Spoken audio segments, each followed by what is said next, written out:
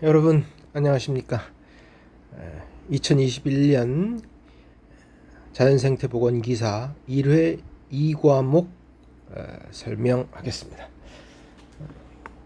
지난 시간에 17번 문제에서 문제를 푸는 것은 아무 문제가 없었는데 하나 그냥 지나간 것이 있어서 보기 1번에 개구리밥과 연꽃 수련 이런 것들이죠. 부유식생이란 표현이 있었는데 하나는 부유식물이었고 개구리밥, 종개구리밥 이런 것들이요. 그다음에 연꽃은 뿌리가 물 및 땅 속에 있는 부엽식물이었다. 요거를 짚어드리지 않고 그냥 지나가서 추가로 말씀을 드립니다. 자, 오늘은 이 과목 옛날식으로 환경계획학 21번 산림자원의 조성관리에 관한 법령에서 도시에서 국민보건, 휴양, 정서, 함양, 체험활동 등을 위해서 조성관리하는 수목은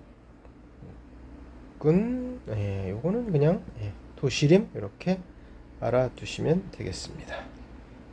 잘 보시면 이게 제일 적당할 거라는 것을 알 수 있습니다. 도시에서 국민보건, 휴양, 정서, 도시림. 도시에 이렇게 숲이 있죠. 가로수와는 달리. 다음 22번 생태건축에 대한 문제입니다. 생태건축, 우리가 자연생태를 복원하는 데 있어서 생태건축도 조금은 관심을 가질 필요가 있는데 자연재료를 사용하면 좋죠.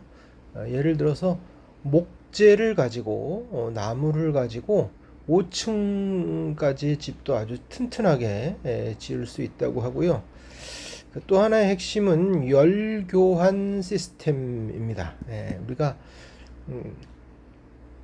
여름에 혹은 겨울에 이제 냉난방을 하는데 예를 들어서 겨울에 난방을 했으면 잘 데워진 덮여진 공기를 이제 사람이 생활하면은 이산화탄소나 여러 가지 또 이 건축물에서 여러 가지 안 좋은 가스들이 나올 수 있고 그래서 가끔 공기를 순환을 해줘야 되는데 그때 창문을 열면 열까지 같이 나가니까 열은 회수하고 난방된 열에서 열은 회수하고 더러워진 공기만 내보내고 신선한 공기만을 들여올 수 있는 요것이 핵심이죠. 그래서 요게 잘 갖추어져야 된다. 가장 거리가 먼 것은 그랬습니다. 중앙난방은 아파트 단지가 있으면 그 전에 관리사무소 옆에 커다란 한 10층 정도 될까요? 건물 높이 10층 정도 되는 거대한 굴뚝이 있고 거기서 벙커시유 아주 싼 기름 그거를 떼서 중앙난방을 했는데 그것은 생태건축하고는 제일 거리가 멀겠죠. 요즘에는 지역난방을 많이 하는데 요거는 조금 그래도 좀 덜 환경오염을 덜 시키는 그런 걸로 알려져 있습니다. 아니면 개별 난방을 하든가요. 기후에 적합한 계획 좋죠. 적절한 건축 재료 나무나 돌이나 여러 가지 것들. 그 다음에 에너지 손실을 지금 이 얘기를 한 것이죠. 열 교환, 열 회수 시스템 문제가 될 것 같다. 23번 문제는 자연생태 복원에 대한 설명 중 틀린 것은? 하고 물었습니다. 국토의 보존이 기본 입장이다. 재해 원인이 되는 비탈면, 경사면, 토사 유출 방지, 수질 정화, 수자원 보존 좋은 것 같죠? 생태 복원이 어려운 장소를 확실히 복원하려면 식물이 발아 생육하기 적합한 생육 환경 괜찮은 것 같습니다. 예를 들면 뭐 경사면이 경사가 급하다든가 여기가 뭐 무슨 돌이나 안반으로 이렇게 돼 있다든가 이렇게 그 복원하기 어려운 곳은 식물이 발아하기 적합한 생육 환경을 조성하면 좀 낫겠죠. 식재종은 훼손 지역에다가 새로운 식물 사회, 예, 이전에 있던 그 식생을 위주로 해서 조성하는 게 생태 복원이니까, 예, 원래대로 되살리는 거니까, 원래대로 돌아가는 거니까 요게 틀린 것으로 보면 되겠습니다. 24번 공공에 의한 토지 이용 계획의 역할. 공공에 의한 토지 이용. 우리가 아무래도 이렇게 현대 생활을 하면 도시도 만들어야 되고 공장도 만들어야 되고 논밭도 있어야 되고, 예. 그런데 그 이용 계획을 잘 짜야 되겠죠. 틀린 것은 정척한다는 얘기죠. 현재와 미래의 공간 구성을 잘 해봐야 되겠다. 토지 이용을 잘 규제해서 함부로 아무 곳이나 뭐 이렇게 개발을 해서 도시나 공장을 만들면 안 되겠죠. 토지 이용을 잘 규제를 해야 되고, 그러려면 어떻게 되는 거 방안을 제시를 해야 되고, 전체적인 공간 환경 설계뿐만 아니라 세부적인 공간 환경 설계에 대한 지침도 제시를 해줘야 되죠. 국가의 계획이. 인간 중심까지는 뭐 괜찮은데, 그렇다고 뭐 인간 중심이라고 해서 동식물을 뭐 무시하라 이런 얘기는 아니지만, 그 개발 계획만을 개발을 너무 강조하면 안 되겠다, 뭐 이런 뜻으로 지속적으로 개발만 하면 생태계가 파괴되고 좋을 게 없습니다.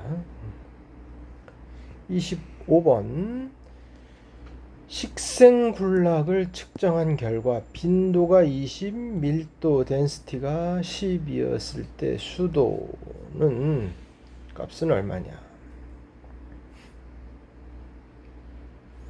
자, 요거를 기억을 해 주셔야 돼요. 존재 비인데 수도는 존재 비라고 말할 수 있는데 빈도 중에 빈도분의 밀도다. 뭐 빈도는 요거를 좀 알아두시면 좋겠죠. 우리가 그 초보는 1m 1m, 1m 이런 정사각형 틀에다가 뭐 한 5개 정도 이렇게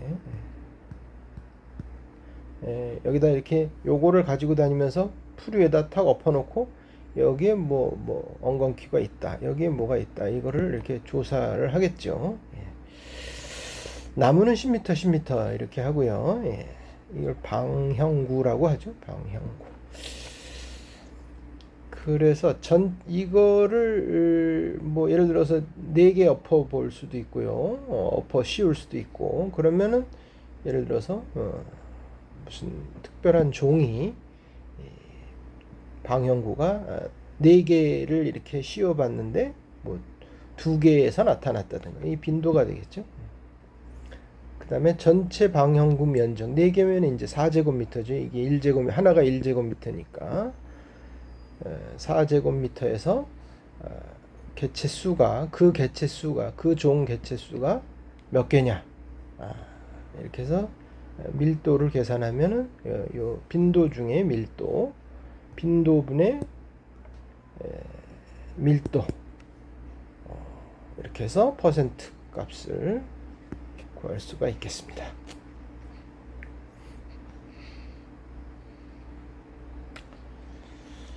자, 26번 도시군 관리 계획의 결정으로 지정하는 경관지구. 자, 이거 지난번에 잠깐 했는데 용도 지역과 제일 중요한 건 용도 지역이죠. 용도 지역과 용도 지구, 또 용도 구역이라는 것도 있습니다. 용도 구역, 아직 용도 구역은 다루지를 않은 것 같은데, 용도 지구는 용도 지역을 제한할 수도 있고 완화할 수도 있고, 그래서 용도 지역의 기능을 증진시키거나 경관 안전을 하거나. 요거는 전국이 아닙니다. 용도 지구는 전국이 아니어서 한 10개쯤 됩니다. 경관지구, 보호지구, 특정용도 제한지구, 고도지구, 방제지구, 취락지구, 개발진흥, 방화, 복합용도, 미관 이렇게 했었는데, 지난번에 얘기했죠. 경관지구는 경치가 수려한 곳, 보호지구는 공항이나 중요 시설물 보호해야죠. 특정용도 주로 사람들이 주거지역이나 학교 같은 청소년 보호고요. 고도지구 몇 미터까지만 건축을 할 수 있다. 방제지구, 재해 예방, 취락지구, 여기 있는 건축 마을들을 집들을 어떻게 할 것이냐. 개발진흥지구, 여러 가지 이 지역은 어떻게 개발할 것이냐. 방화, 화재 예방, 복합용도, 미관. 근데 우리가 신경 써야 될 것은 요 세 가지. 경관지구는 자연경관지구, 시가지경관지구, 특화경관지구가 있고요. 보호지구는 역사문화환경, 중요시설물 보호지구, 생태계 보호지구, 역사환경 보호지구 이렇게 있는데, 요렇게 외우는 것도 보호역중생, 경관자식특 요렇게 외우는 것을 생각했고, 미관지구는 너무 많아서 다 설명을 할 수가 없습니다. 문제가 뭐냐 하면 경관지구에 대해서 나왔네요. 용도지구 중에서 경관지구인데, 이 경관지구는 요 용도지구는 전국토가 아니라고 그랬죠. 도시군 관리계획으로 결정되고요. 그 용도지구는 국계법에, 국토계획 및 이용에 관련한 법에 있는데, 법률에 있는데, 실제로 결정된 건 어디가 이런 거다는 결정되는 것은 도시군 관리계획으로 각 지자체에서 하겠죠. 그래서 요거죠. 자연경관지구, 시가지경관지구, 특화경관지구.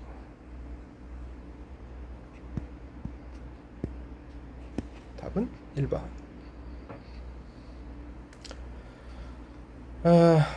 국토계획 및 이게 국계법이죠. 방금 얘기했던 국계법.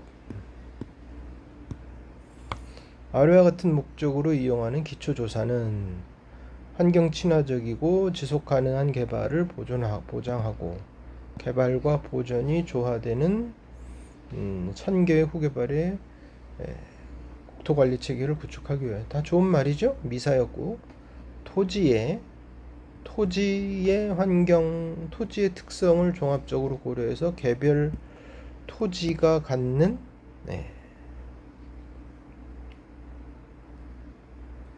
과학적으로 평가한다.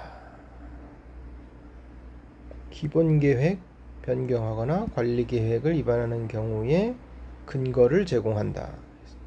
이건 토지 적성 평가입니다.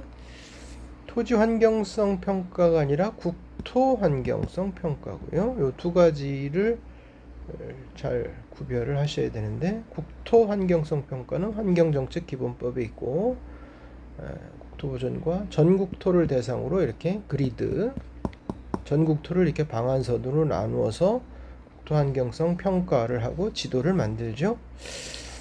그 다음에 토지 적성 평가는 전국토는 아니고 도시관리 계획에 의해서 그 계획 지역만 대상으로 하고 해당 필지만 대상으로 합니다. 이 토지라는 말을 잘 보면 이렇게 주인공 같은 말이 토지에 있으면 토지를 찾으시면 되겠습니다. 토지 적성 평가.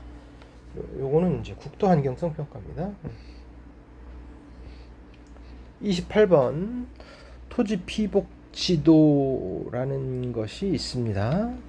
토지 피복지도, 정확한 명칭은 국가 토지 피복지도인데, 친환경적 토지 이용과 국토 관리를 위해서 여러 가지 위성 자료가 있겠지만, 특히 이 아리랑은 코리아 멀티퍼포스 다목적 멀티퍼포스 세틀라이트 위성에서, 우리나라 아리랑 위성에서 보내는 자료 등 여러 가지 항공사, 요즘은 항공사진은 잘 안 쓰지만, 자, 위계는 대분류와 중분류와 세분류가, 자세한 분류가 있는데, 대분류는 해상도 30m급, 맨 밑에 세분류는 1m급.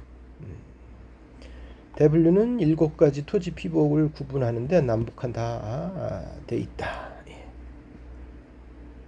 따라서 정답은 이런 것도 없고요. 이것도 1m, 30m 틀렸으니까. 중분류는 얼마인가요? 중분류는 5m.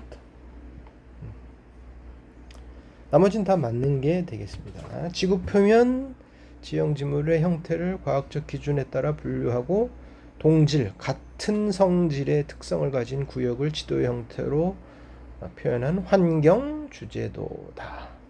좋고요.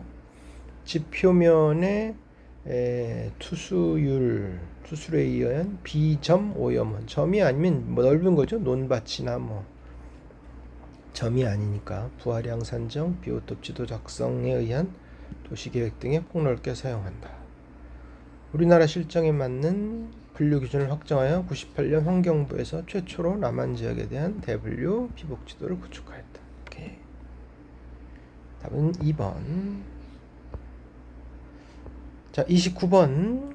공원관리청이 자연공원을 효과적으로 보존하고 이용할 수 있도록 공원 계획에 결정하는 공원 자연보존 지구, 공원 자연보존 지구에 해당하는 것. 이거는 우리가 알고 있는 이거죠. 우리가 알고 있는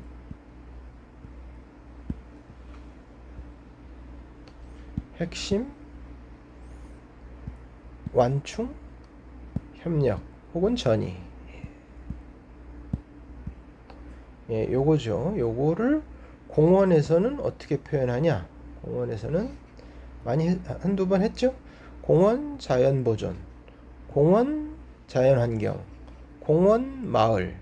요것이 핵심에, 가운데 제일 핵심에 해당하고, 두 번째 완충에 해당하고, 자연환경이, 공원 마을이 협력지역에 해당하고, 별도로 여기 이렇게 별도로 있는 것이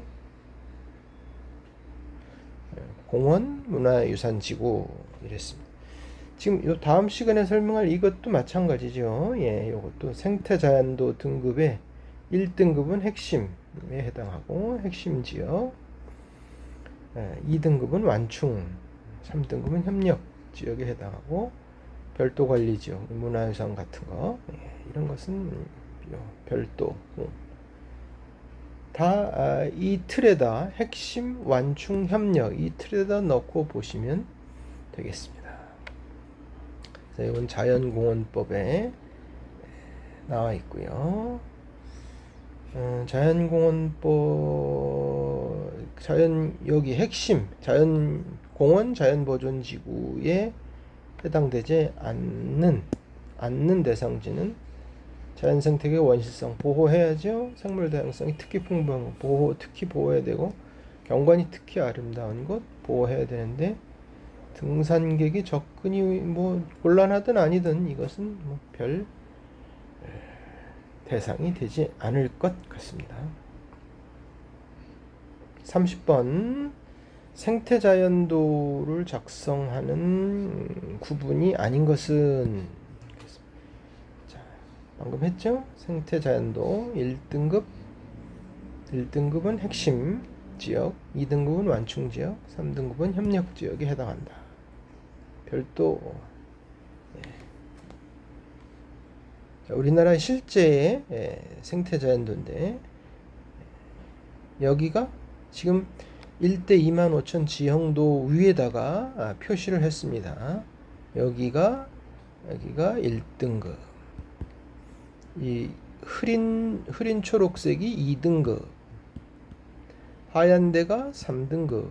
여기 빗금 친 거 보이나요? 빗금 친 거, 이렇게 빗금 친 거 있죠? 빗금 친 거 별도 요거죠.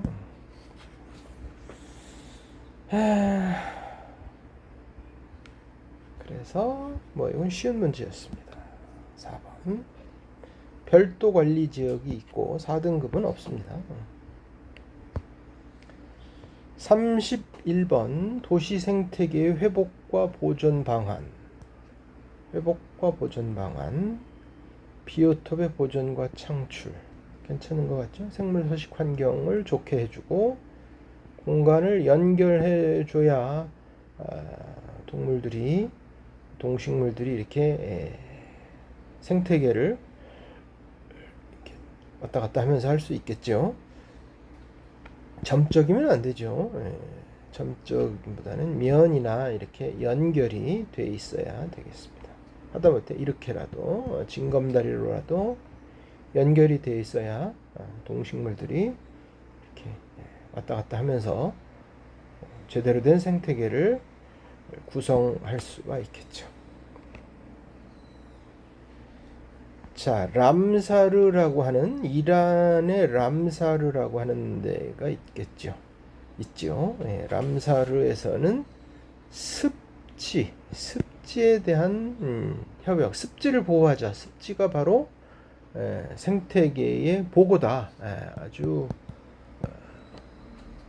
생물의 슈퍼마켓이다. 이런 얘기를 해서 전 세계적으로 뭐 람사르 습지도 있고요. 현재와 미래에 있어서 습지의 점진적 침식과 손실을 막기 위한 것이다. 멸종 위기에 처한 야생 동식물의 불법 거래. 요거는 시테스 이거죠. 시테스. 이가 endangered 위기. 스페시스는 종이고요. 종속과목 광문계 계문과목 과속종 하는 그 종이고, 이 T가 이제 트레이드죠. 거래, 불법 거래. 멸종 위기 이런 거는 여기 생략돼 있습니다. 너무 많아서. 요게 람사르에 대한 얘기가 아니고 오래됐네요. 71년.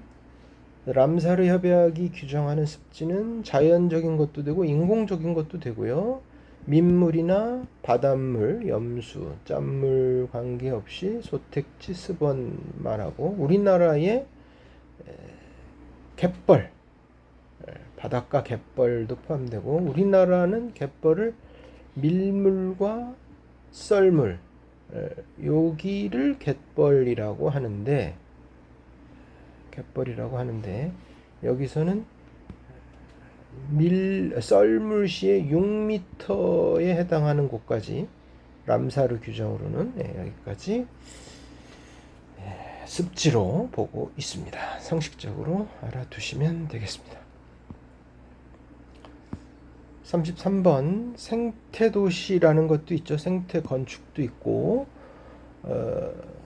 세계적으로 뭐 그런 도시들이 많이 있죠. 예를 들면 도시 내에 숲을 잘 조성했다든가, 자전거 길이나 도보길이 잘 돼 있다든가, 자원을 재순환하고, 뭐 이를테면 풍력 발전이나 태양광 발전을 많이 해서 에너지 소비가 적다든가, 화석 연료를 적게 쓴다든가, 뭐 이런 도시들이 있습니다. 그래서 우리나라는 순천 같은 곳이 그런 거기를 표방을 하고 나섰는데, 도시의 환경 문제를 해결하고 환경 보전과 개발을 보존할 것이냐 개발할 것이냐, 이거는 공장과 도시를 막 지을 것이냐, 이것은 숲을 그대로 놔둘 것이냐, 이거를 조화시켜야 된다. 그렇죠. 도시 생활을 하면서 개발을 안 할 수 없습니다. 콘크리트나 아스팔트 콘크리트를 아스콘길을 안 깔기가 좀 힘들고요. 2번 동식물학, 생태학, 지질학 분야에서 새롭게 대두되어서 도시개발, 도시계획, 환경계획으로 확산된 영역이다. 예, 생태도시는 반대로 이쪽 분야에서 여기는 이거는 뭐 이렇게 도시계획, 건축학 이쪽 계통이잖아요. 예. 이쪽 그 계통에서 도시계획 계통에서 지역계획, 환경계획 이쪽에서 새롭게 대두돼서 이런 자연과학 쪽으로도 발을 넓히고 있는 것이죠. 2번이 답이고. 동식물을 비롯한 녹지 보전, 에너지와 자원 절약, 환경 부하의 감소, 물과 자원의 절약, 재활용 및 순환 중요하다. 좋은 얘기 써놨고요. 도시를 하나의 유기적 복합체로 보고 다양한 도시 활동, 공간 구조가 생태계 속성인 다양성, 자립성, 순환성, 안전성 등을 포함하는 인간과 자연이 공존할 수 있는 굉장히 미사여구를 많이 써놨습니다. 다 좋은 말들이죠. 인간과 자연이 공존하고 환경 친화적이고. 자, 다음 문제 가겠습니다. 34번 오염을 일으킨 사람이 다 책임져야 된다. 예를 들면 무슨 리조트 무슨 골프장을 건설하기 위해서 나무를 밀어내고 골프장을 건설했다면 그 사람이 오염을 일으킨 것이니까 책임을 지고 여러 가지 것들을 그 주변에 나무를 심는다든가. 자, 이런 내용들은 환경정책기본법에 들어 있습니다. 이런 오염 원인자 책임 원칙은. 그러나 시험 문제에 잘 나오는 환경영향평가 기본 원칙에는 이 내용은 맞지만, 이 내용은 여기에 들어 있어서 이 내용은 맞는 것이지만 환경영향평가에는 들어있지 않다. 요거를 알고 계시고요.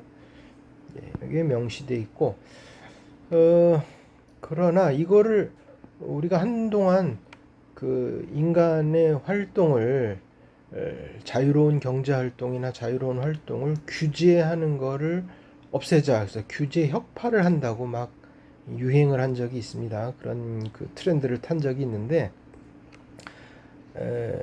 그래서 너무 인간의 활동을 마구 규제해도 뭐 좋은 건 아니지만 이거는 반드시 규제를 해서 생태계를 지키는 쪽으로, 환경 오염을 덜 시키는 쪽으로 해야 되겠죠. 예.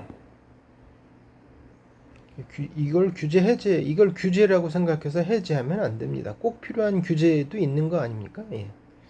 이를테면 고속도로의 속도 제한이라든가 뭐 이런 것도 그렇고요. 이건 그보다 더 중요하다고 할 수 있겠죠. 환경 훼손으로 인한 피해의 구제와 구제에 드는 비용을 원칙적으로 자기가 부담해야 되고요. 사업자 스스로 환경 오염을 예방하기 위해서 스스로 노력하도록 하는 시책이다. 좋습니다. 35번 IUCN의 적색 목록 멸종위기 등급에 대한 것 틀린 것 그랬습니다. IUCN은 국제, U가 연맹이고요. N이 Nature죠. Nature를 conservation, 이게 어부겠죠. Nature를 보호하자. 국제자연보호연맹이 IUCN인데 레드 리스트, 적색 목록이 있습니다. 멸종 위기에 대한 등급을 표현했는데 이건 완전히 멸종한 거고요. 요거는 동물원, 생태원 같이 특별한 연구시설이나 이런 데서만 살아있고 야생에서는 멸종한 것이고, 시험에 잘 나온 것은 요거 3개. 위급, 위기, 취약. CR, Critically Endangered. 요거는 조금 그거보다는 좀 나은 거. Endangered. 이건 요거보다 조금 나은 거. 이렇게 점점 가면서 좀 덜 위험한 거, 취약, vulnerable. 그래서 위급은 절멸 가능성이 대단히 높고, 위기는 절멸 가능성이 높고, 취약은 절멸 위기에 처할 가능성이 좀 높은 거죠. 예. 따라서 요거를 생각하면서 문제를 풀면 위급 긴박한 미래의 야생에서 극도로 높은 절멸 위험에 직면해 있다. 예. 매우 위험하다. 위급 요거죠. 예. 취약 요겁니다. 취약은 위급이나 위기는 아니지만 얘는 아니지만 멀지 않은 미래에 야생의 절멸 위험에 처할 가능성이 있다. 절멸 사육이나 생포된 상태 과거의 분포 범위 밖에서 순화된 개체군으로만 생존해 있다. 요거는 야생 절멸이죠. 동물원에만. 그래서 답은 3번이 되겠습니다. 최소 관심은 좀 가져야 옛날에는 위험할 수 있었는데 관심을 가져야 된다. IUCN의 레드 리스트 적색 목록에 대한 문제였습니다. 자, 생물지리 지역 36번 특징인데 생물지역 이 제일 넓은 단위죠. 거의 지구적인 수준. 네, 있고요. 그거보다 하나 낮은 게 요게 서브이 하나 낮은 거죠. 바로 밑에 거 서브 리전.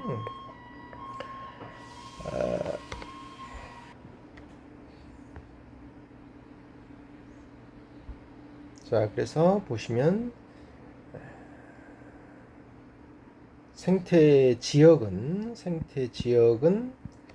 생물지역, 하부생물지역, 경관지역, 랜드스케이프 디스트릭트, 경관구역이라고도 그 다음에 장소 단위 이렇게 하는데 제일 잘 나오는 게 경관지역이지요. 유역으로 예를 들면 뭐 어디 산맥 동쪽 자락이다. 뭐 이런 식으로 뭐 영월 주변의 동강유역이다. 이런 식으로 관찰자가 인식할 수 있고 독특한 기후나 지역 특색, 식생이 나타나고 하천 유역으로 나타나고 지형과 동식물 서식 현황 이런 걸 중심으로 일차적으로 구분한다. 그렇습니다. 그래서 경관지역, 경관지구 요거 맞고요. 유역과 산맥에 의해서 구분되고 지금 방금 본 거입니다. 여기서 그 다음에 장소 단위 지형, 동식물 서식 현황을 중심으로 일차적으로 구분하며 요거는 경관지구에 대한 설명이 되겠습니다. 틀린 것은 4번. 요게 제일 시험에 잘 나옵니다. 경관지구 랜드스케이프 디스트릭트. 지역보다는 디스트릭트니까 지구가 더 나을 것도 같습니다. 리전이 아니니까. 자, 37번은 아무리 봐도 이게 과거의 법조문으로 시험 문제가 난 것 같습니다. 요거 답은 2번으로 되어 있는데 법조문이 생태계나 이쪽 자연보전 이쪽으로는 법 개정이 자주 이루어지기 때문에 2번으로 보시고 일부러 작은 글씨로 써놨습니다. 그냥 읽어봐도 다른 것들은 비교적 맞는 말인 것 같습니다.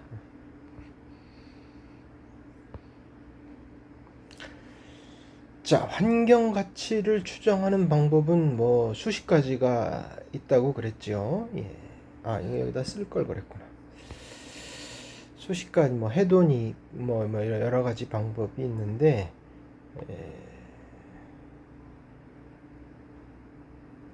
그 중에서